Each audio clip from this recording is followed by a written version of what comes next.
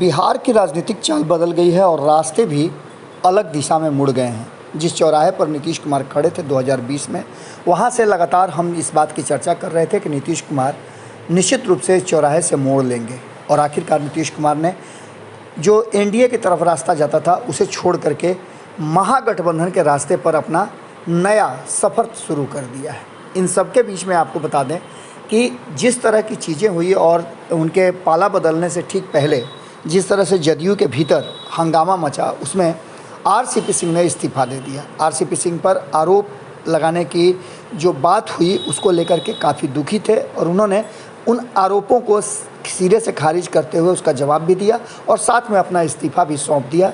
कई बातें उन्होंने कही भी, स्पष्ट तरीके से कहा कि जदयू जो है वो डूबती हुई जहाज़ है और अगर प्रधानमंत्री बनने का ख्वाब देख रहे हैं नीतीश कुमार तो वो कभी भी पूरा नहीं होगा। यहाँ तक कि उन्होंने कहा कि 7 जन्म में पूरा नहीं होगा। ये सारी बातें आप जानते हैं, लेकिन अब जो नई प्रगति हुई है इस पूरे माहौल में, उसमें एक तरफ जहाँ नीतीश कुमार सरकार बदल चुके हैं, सरकार के उनके साथी भी बदल चुके हैं, वहीं दूसरी तरफ आरसीपी सिंह अकेले कहीं ना कहीं जदयू पर भारी पड़ रहे हैं।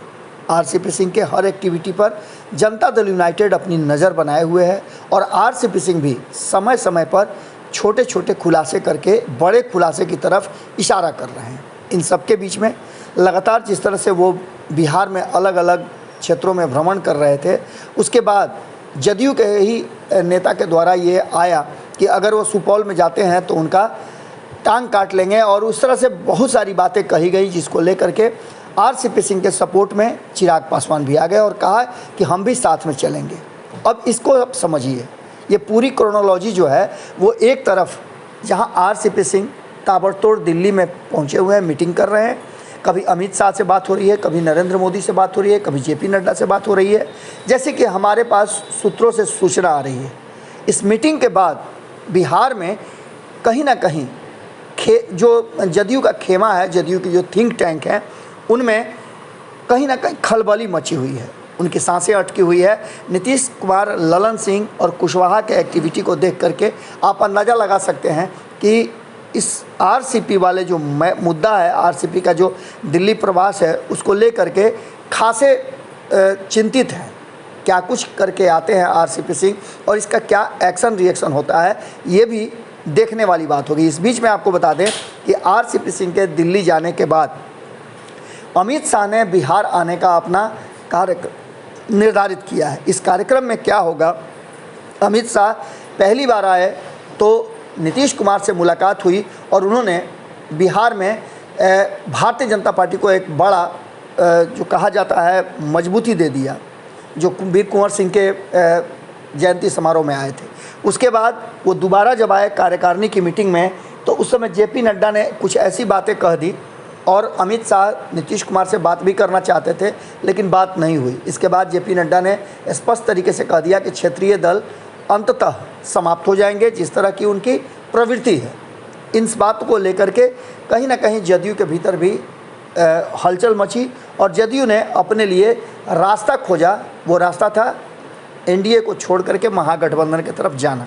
लेकिन अब जिस तरह की बातें चल रही हैं उसमें 2-3 तरह की चीज़ें सामने आ रही है, जिसको लेकर के जदयू के भीतर खलबली भी मची हुई है और कहीं ना कहीं सरकार के इस मजबूत स्तंभ, हम मजबूत स्तंभ इसलिए कह रहे हैं कि सरकार का कमान जो है आज भी नीतीश कुमार के पास है और उनकी पार्टी के जो कर्ता धर्ता हैं ललन सिंह और उपेंद्र कुशवाहा, लगातार वो बिहार का दौरा कर रहे हैं, अलग अलग जा कर के अलग अलग तरह से बयान दे रहे हैं।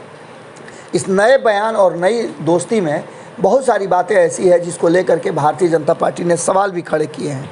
लेकिन इन सबसे बड़ी बात है कि आरसीपी सिंह ने कहीं ना कहीं नीतीश कुमार और उनके टीम को परेशानी में ज़रूर डाल दिया है। आरसीपी सिंह अकेले हैं, लेकिन धीरे धीरे उनके साथ जनाधार बढ़ता जा रहा है और ख़ास करके तब और बड़ी बात हो गई जब नीतीश कुमार लालू प्रसाद से जो अलग हुए थे और 1994 में जो उन्होंने कुर्मी कोयरी चेतना मंच का संचालन जो किया था, उसमें भाषण जो दिया था और वहाँ से वो उन्होंने स्पष्ट कहा था कि ओबीसी और ईबीसी को लेकर के जिस तरह से कार्रवाई हो रही है, जिस तरह से उन्हें नज़रअंदाज किया जा रहा है, वो बर्दाश्त नहीं है।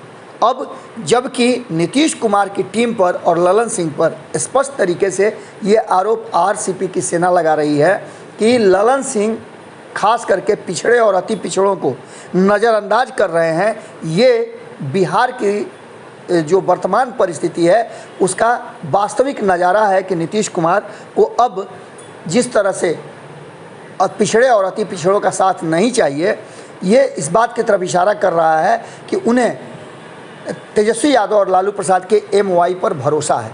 ये बड़ा आरोप है और इस आरोप को लगाने के बाद ललन सिंह की जो मीटिंग हुई थी नालंदा में, जो बैठक हुई थी, जो कार्यक्रम वहाँ हुआ था, उस कार्यक्रम से कहा जा रहा है कि पिछड़े और अति पिछड़ों को मंच से नीचे उतार दिया गया था। इसमें कितनी सच्चाई है ये तो आरसीपी की सेना के लोग ही बताएंगे, लेकिन वास्तविकता ये है कि इस बहाने कहीं ना कहीं पिछड़े और अति पिछड़ों को नीतीश कुमार से दूर जाने का संकेत जरूर मिल रहा है। अब देखना होगा कि इस पूरे माहौल और पूरे मामले में आरसीपी सिंह की दिल्ली यात्रा क्या गुल खिलाती है, क्या जो सांसें अटकी हुई है नीतीश कुमार और उनकी टीम की उसका निदान होता है या फिर उसमें नया अपडेट आता है जिससे नीतीश कुमार की परेशानियां और बढ़ती हैं। जुड़े रहिए भारत लाइव के साथ। बहुत बहुत धन्यवाद। अगर ये वीडियो पसंद आई और वह बिहार के राजनीति और बिहारियत से सरोकार रखेनी तो सब्सक्राइब बटन दबा के चैनल के सब्सक्राइब कर ली। ओजे एगो घंटी बा, ओकरा बटन दबा देला से कुल सटीक और मारक खबर रुआ मुफ्त में मिल जाई। अगर रुआ पत्रकारिता के हमनी के नया प्रयोग में सहयोग कर चाहतनी तो ज्वाइन बटन दबा दी। पेटीएम नंबर नोट कर ली 9386816700। धन्यवाद।